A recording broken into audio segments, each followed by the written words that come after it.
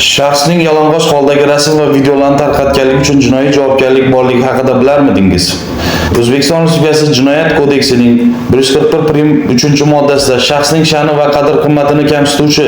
hamda inson hayotining sir tutiladigan tomonlarini aks ettiruvchi ma'lumotlarni oshkor qilish, shaxs tanasi yoki jinsiy a'zosini yalang'och holdagi foto yoki videolarini o'z ichiga olgan axborotni uning roziligisiz tarqatish, shu jumladan ommaviy axborot vositalarida, telekommunikatsiya tarmoqlari yoki jahon internet axborot tarmog'ida tarqatish yoxud bunday axborotni tarqatish bilan qo'rqitish, bazaviy hisoblash miqdorining 400 baravaridan 600 baravarigacha miqdorda jarima yoki 360 soatgacha majburiy jamoat ishlari yoxud 3 yilgacha axloq tuzatish ishlari bilan jazolanadi. O'sha harakatlar takroran yoki xavfli retsidivist tomonidan bir guruh shaxslar tomonidan oldindan biriktirilib 18 yoshga to'lmaganligi aybdorga ayon bo'lgan shaxsga nisbatan sodir etilgan bo'lsa, 360 soatdan 480 soatgacha majburiy jamoat ishlari yoki 1 yildan 3 yilgacha ozodlikni cheklash yoxud 3 yilgacha ozodlikdan mahrum qilish bilan jazolanadi.